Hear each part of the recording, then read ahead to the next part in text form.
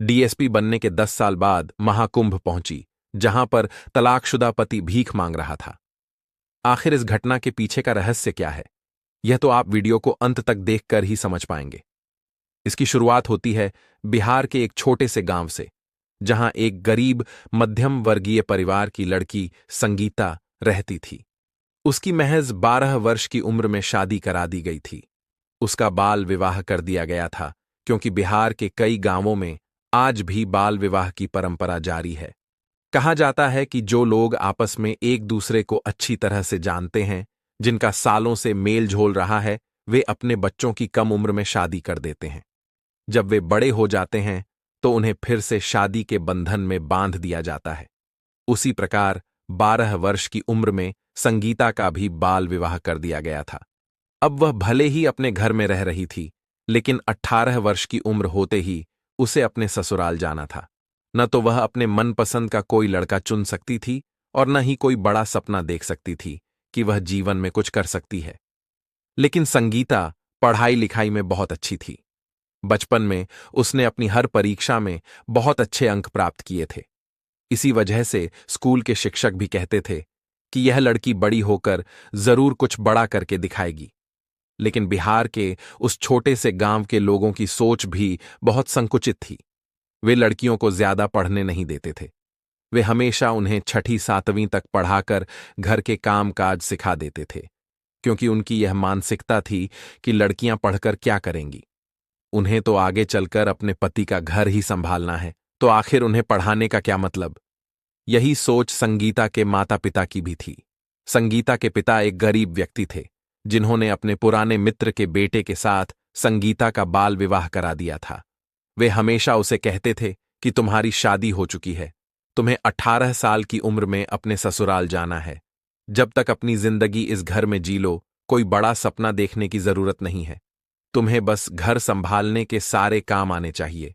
लेकिन जैसे जैसे संगीता बड़ी हो रही थी, उसके मन में बदलते जमाने की वजह से कई सोच बदल रही थी।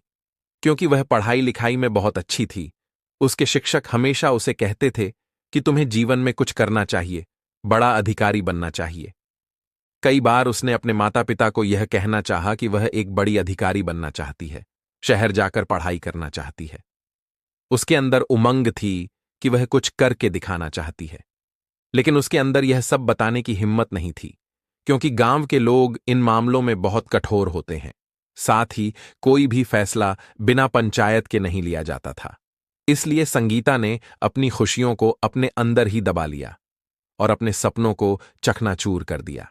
जब वह 17 साल की हुई तो मात्र 1 साल बचा था उसके ससुराल जाने में। लेकिन उसकी जिंदगी में कुछ अच्छा हुआ, जिससे उसके अंदर एक उम्मीद जगी कि वह जिंदगी में जरूर कुछ कर पाएगी। 12 साल की उम्र में संगीता का जिस लड़के के साथ बाल विवाह हुआ था, उसका नाम रमेश था और वह सरकारी विद्यालय में चपरासी का काम करता था। दोनों की आपस में बात हुई और संगीता ने रमेश से कहा कि वह आगे पढ़ना चाहती है। उसने पूछा, क्या आप मुझे पढ़ने देंगे? क्योंकि मेरे माता पिता नहीं चाहते कि मैं आगे बढ़ूं। उनकी तो ऐसी सोच है कि मैं घर में रहकर चूल्हा चौका संभालूं। लेकिन मैं एक बड़ी अधिकारी बनना चाहती हूं। आपका और माता पिता का नाम रोशन करना चाहती हूं। उस समय रमेश ने सोचा कि अभी इसे हां बोल देता हूं, बाद में देखा जाएगा। रमेश ने उस समय हामी भर दी और कहा, तुम एक बार मेरे घर तो आओ, हम सब संभाल लेंगे। अब जब 18 साल की संगीता हुई तो उसे एक बार फिर धूमधाम से शादी कराकर अपने ससुराल भेज दिया गया। इसके बाद वह अपने सास ससुर का ध्यान रखने लगी और सारी पारिवारिक जिम्मेदारियों को बहुत अच्छी तरह से निभा रही थी, क्योंकि उसके घर वालों ने उसे अच्छे संस्कार दिए थे और घर के कार्यों में भी कुशल बनाकर भेजा था। लेकिन जैसे जैसे दिन बीत रहे थे, संगीता के अंदर कुछ कर दिखाने की इच्छा जागृत हो रही थी। वह केवल घर में रहकर जीवन नहीं बिताना चाहती थी, वह कुछ बड़ा करना चाहती थी। उसने एक दिन फिर मुकेश से बात की, क्या मैं अब पढ़ाई कर सकती हूं? लेकिन मुकेश अपनी बात से पलट गया। उसने कहा, हमारे घर में किस चीज की कमी है? पैसा बहुत है, जमीन जायदाद है। तुम घर में आराम करो और मेरे माता पिता की सेवा करो। संगीता ने कहा, शादी के पहले तुमने तो मुझसे बड़े बड़े वादे किए थे। इसी बात को लेकर दोनों में बहस होने लगी और यह बहस एक बड़ी लड़ाई में बदल गई। इस घटना के बाद अक्सर दोनों के विचार नहीं मिल पाते थे और वे एक दूसरे के करीब भी नहीं आ पा रहे थे। यही दूरियां धीरे धीरे और बढ़ती गईं।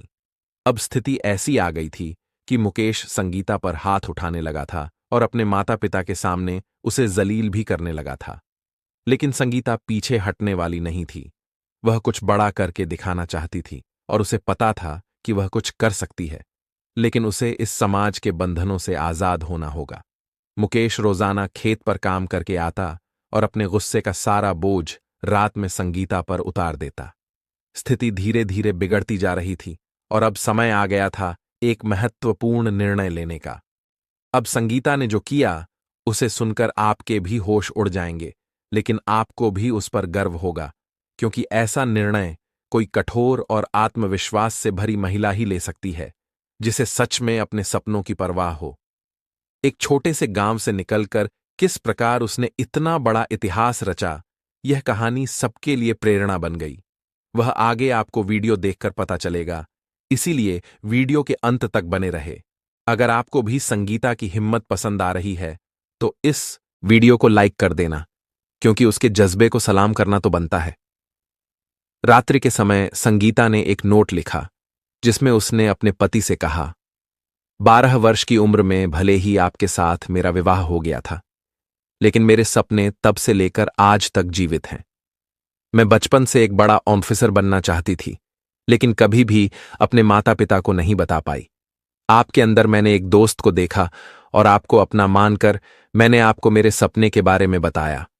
उस समय आपने मेरा साथ दिया तो मुझे लगा था कि मुझे एक अच्छा जीवन साथी मिला है, लेकिन समय के साथ आपने भी मेरे साथ धोखेबाजी की। अब मेरा इस दुनिया में किसी पर भी विश्वास नहीं है। अब मैं खुद के दम पर कुछ बड़ा करके दिखाना चाहती हूं, इसलिए इस घर को छोड़कर जा रही हूं। मुझे ढूंढने की कोशिश मत करना। मैं एक दिन बहुत बड़ी ऑफिसर बनकर लौटूंगी। तुम मेरा इंतजार कर सकते हो तो कर लेना। वैसे ही तुमने मेरा बहुत अपमान किया है, लेकिन एक पतिव्रता होने के कारण मैं हमेशा आपकी सलामती और तरक्की की दुआ करती हूं। ये नोट लिखकर उस रात संगीता चुपचाप बिना किसी को बताए घर से निकल गई।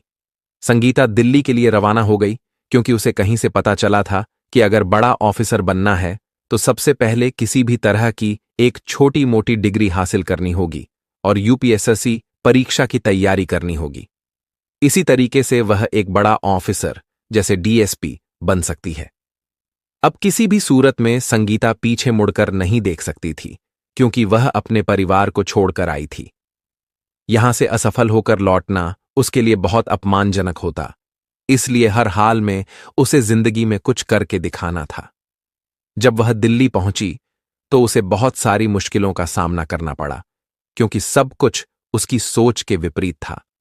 उसे लगा था कि वह वहां जाकर सब कुछ संभाल लेगी, लेकिन वहां कई विद्यार्थी कई सालों से यूपीएसएससी की तैयारी कर रहे थे। सबसे पहले उसने बीए करने के लिए प्राइवेट फॉर्म भरा और एक कॉलेज से बीए करने लगी। 3 साल के इस ग्रेजुएशन को पूरा करने तक उसने खुद से ही यूपीएसएससी की पढ़ाई शुरू कर दी, लेकिन सिलेक्शन पाना था तो उसे एक बड़े कोचिंग संस्थान में दाखिला लेना बहुत जरूरी था। दिक्कत थी पैसों की, क्योंकि उसके पास बिल्कुल भी पैसा नहीं था। वह एक घर में जाकर नौकरानी का काम करने लगी। उसे सुबह और शाम 4 से 5 घरों में झाड़ू पोंछा लगाने जाना पड़ता था, जिससे उसे 10 से 15,000 रुपये महीने के मिलते थे। इसी पैसे से वह अपने यूपीएसएससी की तैयारी कर रही थी। उसने एक कोचिंग संस्थान में दाखिला लिया। सुबह और रात के समय वह काम में व्यस्त रहती थी, इसलिए पूरे दिन वह मन लगाकर पढ़ाई करती थी। उसे विश्वास था कि उसके सब्र का फल उसे जरूर मिलेगा। अब उसके पास बीए की डिग्री थी, लेकिन यूपीएसएससी की परीक्षा उसके लिए बहुत कठिन साबित होने वाली थी, क्योंकि वह एक छोटे से गांव के मध्यम वर्गीय परिवार की लड़की थी। हालांकि कोचिंग संस्थान ने उसे बहुत अच्छी तरह शिक्षित किया। रात दिन एक करके खून पसीना बहाकर उसने मेहनत की। कई दिनों तक वह ठीक से सो नहीं पाई।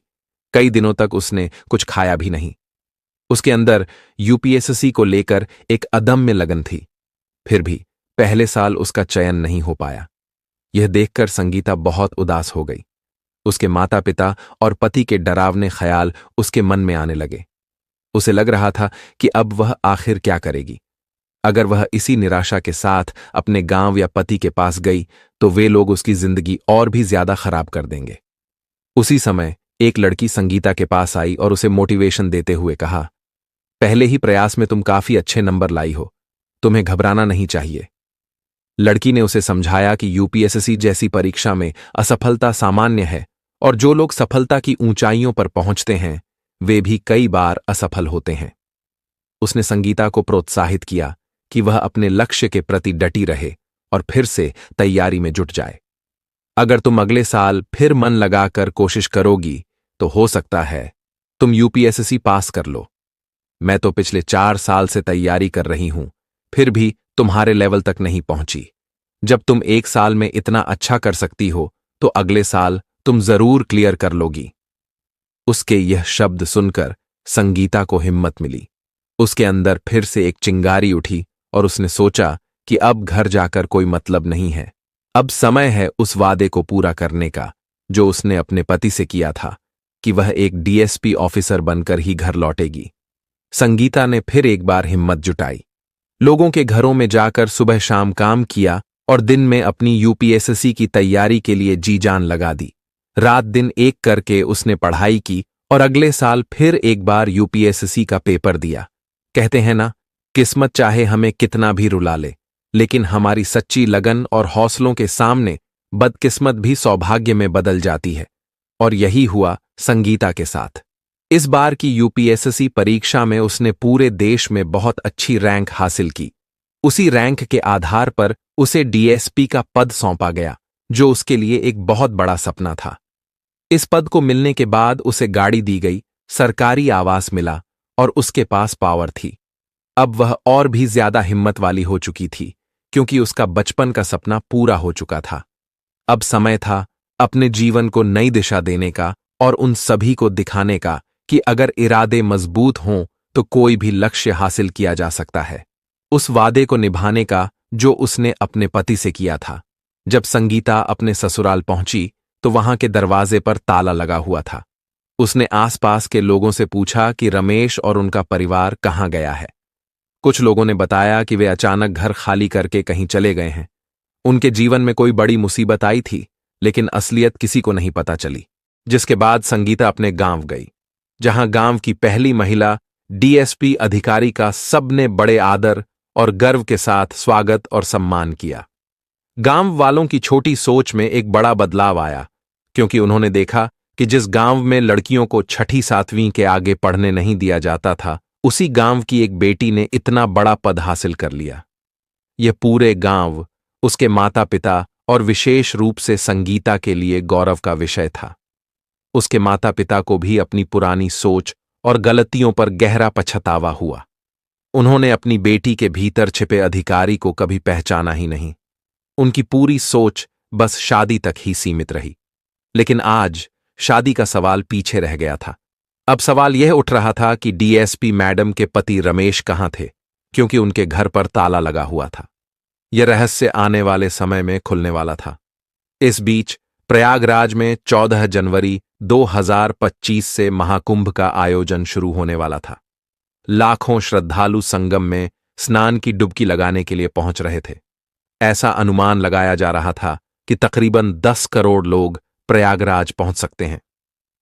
अब इतनी विशाल और अप्रत्याशित भीड़ को नियंत्रित करने के लिए उत्तर प्रदेश सरकार ने देश भर के कोने कोने से कुशल और ईमानदार पुलिस अधिकारियों को सुरक्षा व्यवस्था के लिए प्रयागराज बुलाया। इस बार कई अत्याधुनिक एआई तकनीकों का भी इस्तेमाल किया गया, ताकि भीड़ पर नजर रखी जा सके और सुरक्षा सुनिश्चित की जा सके। अलग अलग क्षेत्रों से विशेषज्ञ अधिकारी और कर्मचारी बुलाए गए थे।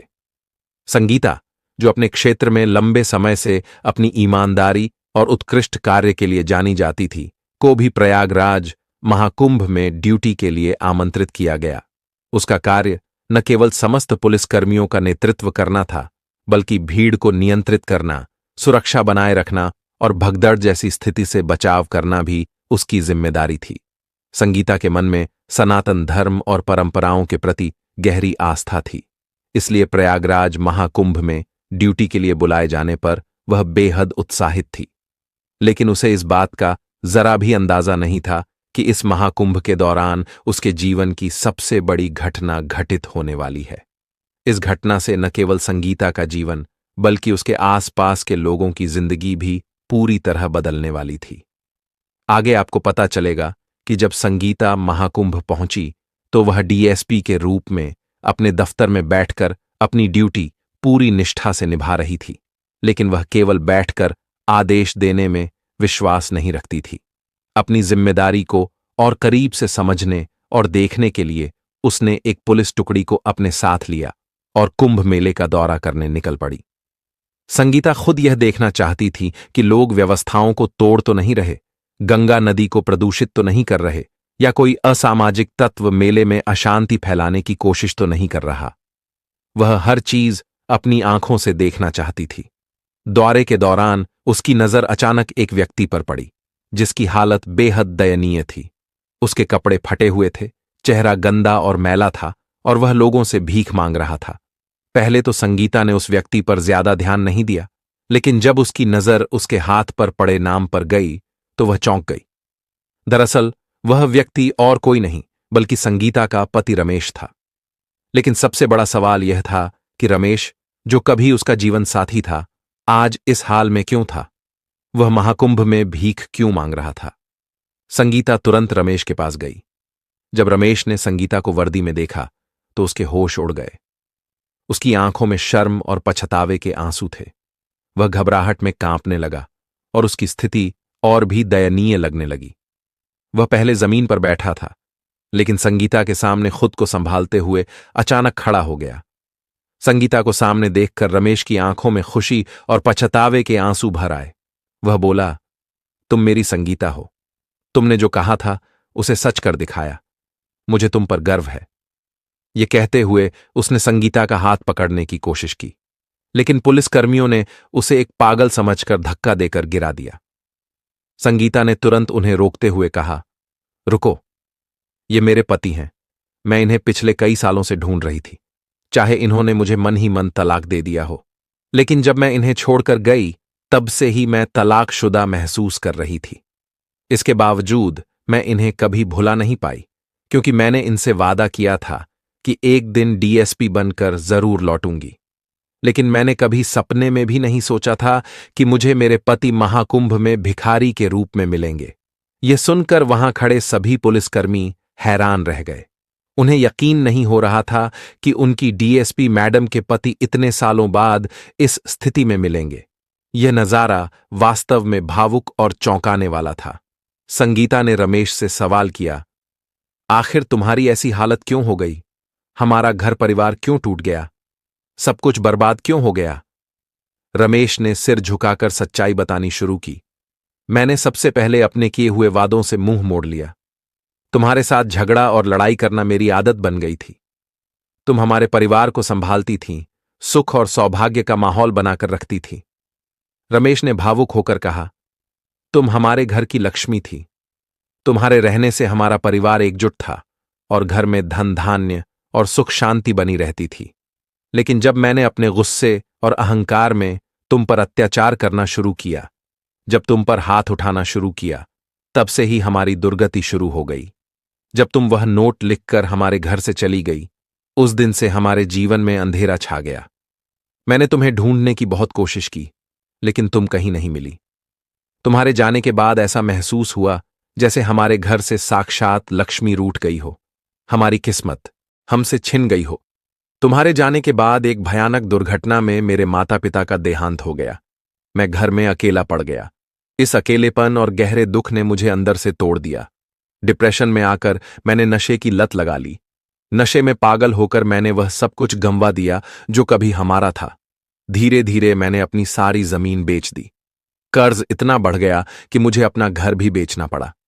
रमेश ने अपनी बात जारी रखते हुए कहा, मैं सड़कों पर आ गया। मेरी हालत धीरे धीरे और खराब होती चली गई। भूख, बेबसी और अकेलेपन ने मुझे तोड़कर रख दिया। मेरे पास न घर बचा न पैसा। अंत में मैंने भीख मांगना शुरू कर दिया। समय के साथ लोग मुझे भिखारी कहकर बुलाने लगे। वहीं से मुझे अपनी असली औकात का एहसास हुआ। आज मैं इस महाकुंभ में इसलिए आया हूं क्योंकि यहां लाखों श्रद्धालु आ रहे हैं। मैंने सोचा संगम में स्नान कर लूं ताकि मेरे पापों से मुझे मुक्ति मिल सके। मैंने जो तुम्हारे साथ किया उसका पश्चाताप कर सकूं। लेकिन यहां भी मैं सिर्फ भीख मांग रहा हूं। संगीता, तुम्हारे सामने आज मैं बहुत छोटा महसूस कर रहा हूं। तुमने जो सपना देखा था उसे पूरा कर लिया। तुम बहुत बड़ी बन गई हो और मैं अपनी गलतियों की वजह से बर्बाद हो गया। मेरी सारी गलतियों के लिए मुझे माफ कर दो। रमेश की बात सुनकर संगीता के दिल में हलचल मच गई। उसे अपने पति की हालत पर तरस आया। उसकी आंखों में आंसू भर आए, क्योंकि रमेश की सच्चाई ने न सिर्फ उसके दिल को झकझोर दिया, बल्कि उसे भी कहीं न कहीं अपनी गलती का एहसास कराया। संगीता ने सोचा और कह कि कर्मों पर निर्भर करेगा। रमेश ने सिर झुका लिया। उसकी आंखों में पछतावे के आंसू थे। वह पूरी तरह से टूट चुका था, लेकिन संगीता की बातों ने उसे फिर से जीने की उम्मीद दी। उसने अपनी गलतियों को स्वीकार किया और ठान लिया कि वह अब एक नई शुरुआत करेगा। संगीता ने उसका हाथ अपने हाथ में लिया और कहा, अगर तुम सच्चे मन से बदलाव लाने की कोशिश करोगे तो तुम्हें इस जीवन में फिर से एक मौका मिलेगा। हम सभी इंसान हैं, हमसे गलतियां होती हैं, लेकिन हमें उन्हीं गलतियों से कुछ अच्छा सीखने की कोशिश करनी चाहिए। संगीता ने हमेशा अपने दिल की सुनी और अपने सपने को पूरा करने के लिए कठिनाइयों का सामना किया। उसने कभी यह नहीं सोचा कि समाज क्या कहेगा या लोगों की राय क्या होगी।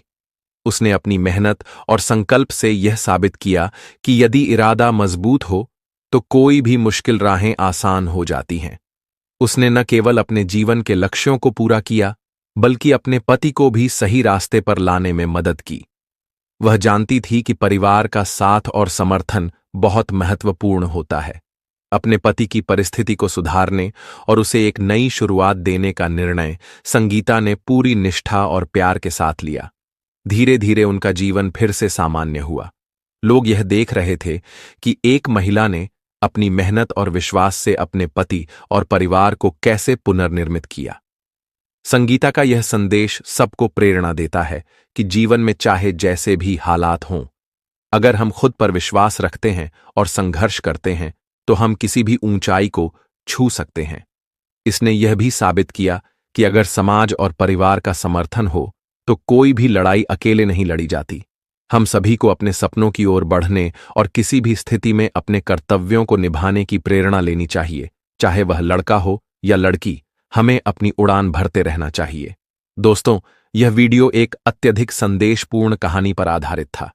इस कहानी से हमें यह महत्वपूर्ण शिक्षा मिलती है कि हमें जीवन में कभी हार नहीं माननी चाहिए और किसी भी चुनौती का सामना करने के लिए हमें अपनी मेहनत और इरादों को मजबूत रखना चाहिए। साथ ही यह कहानी रिश्तों और परिवार के महत्व को भी उजागर करती है और हमें यह सिखाती है कि सही दिशा में सोचकर हम अपने जीवन को बेहतर बना सकते हैं। हमारा उद्देश्य न तो किसी को दुखी करना है, न ही किसी की भावनाओं को आहत करना।